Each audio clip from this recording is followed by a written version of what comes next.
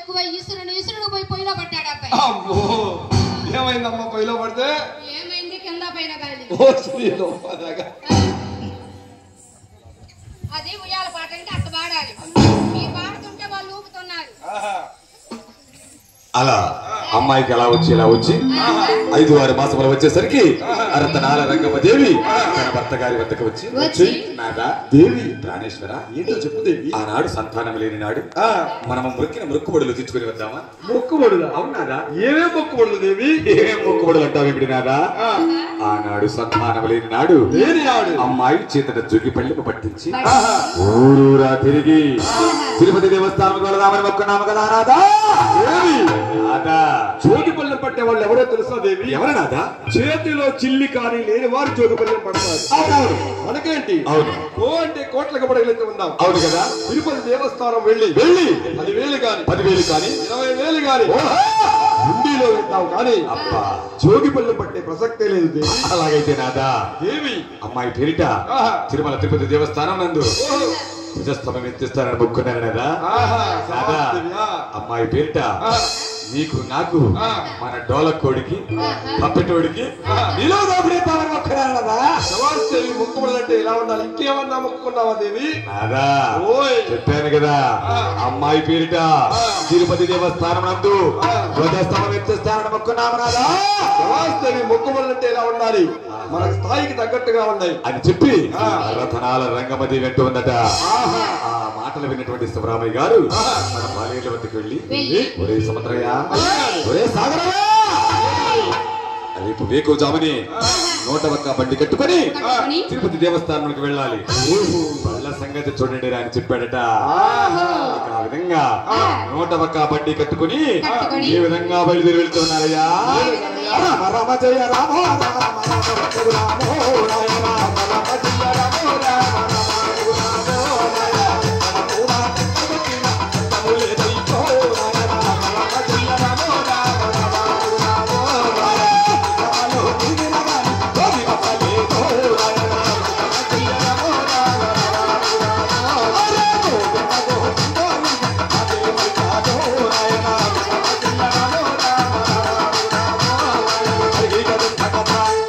ఎక్కడా కూడా కొబ్బరి గాలి కొట్టినటువంటి శబ్దం లేకుండా గోవిందా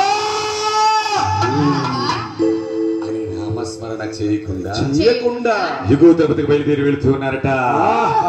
అంతలోనే వారు ఘోరారణ్యం మధ్యకు చేరుకున్నారట.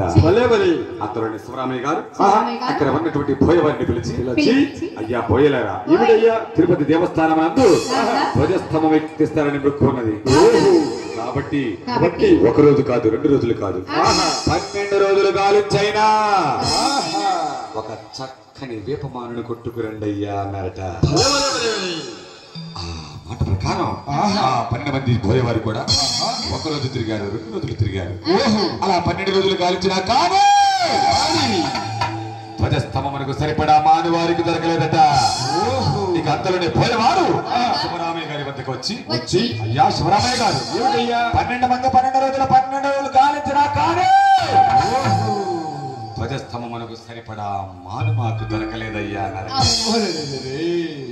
మాటలు విన్నటువంటి శివరామయ్య గారు అయ్యా పోయేలారా అయ్యా మీరు చేయగలిగినది ఏమన్నది నాయన అవును అని చెప్పి రంగమ్మ వద్దకు వచ్చి ఏమే రంగా 12 మంది 12 రోజులు 12 అడుగులు గాలించినా కానీ ధ్వజస్తంభం మనకు సరిపడా మాను మనకు దొరకలేదు.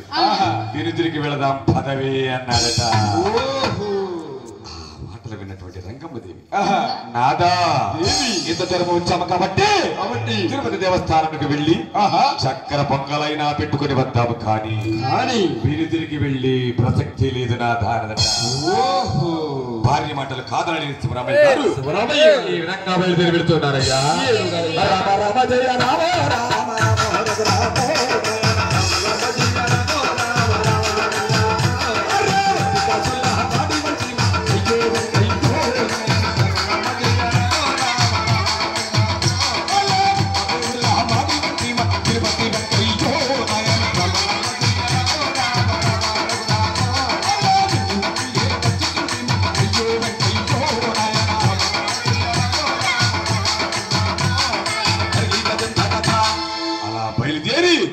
దిగువ తిరుపతికి చేరుకుంటూ ఉన్నారట.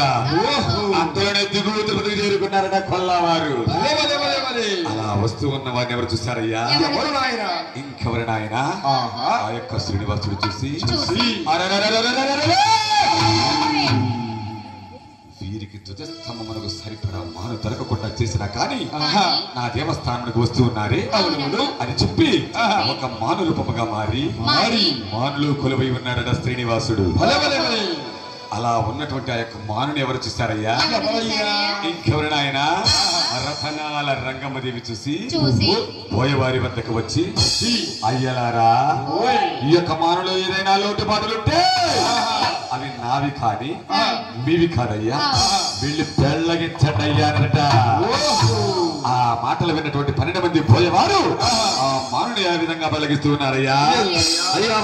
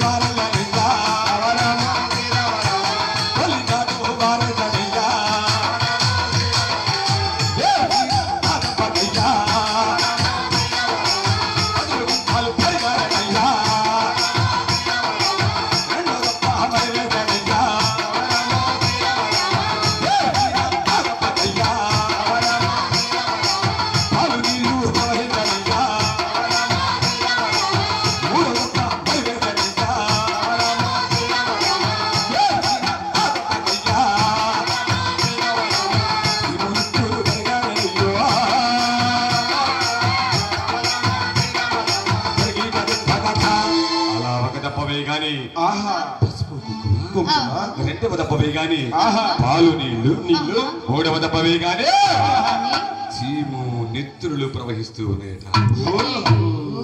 అది ఎవరు చూసారయ్యా? ఎవరయ్యా? 12 మంది పోయేవారు చూసి కొల్లా శివరామయ్య గారి వద్దకు వచ్చి అయ్యా శివరామయ్య గారు, ఈ యొక్క మానవుని పెళ్ళగించడం మా వల్ల కాదయ్యా. ఎందుకనయ్యా? ఎందుకంటే ఒక దప్ప వేయగానే పసుపు కుంకుమ, రెండవ దప్ప వేయగానే పాలు నీళ్లు, మూడవ దప్ప వేయగానే చీము నెత్తురులు ప్రవహిస్తూ ఉన్నాయ్యా అన్నట. ఎవరు విన్నారు నాయన? ఇంకెవరు నాయన?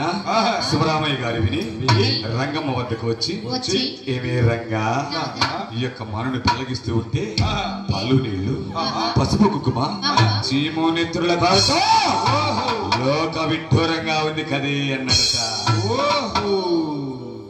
ఆ మాటలు ఎవరు విన్నారు నాయన? ఇంకెవరు నాయన? బంగారు తల్లి లక్ష్మీ తిరుపతమ్మ విని అమ్మా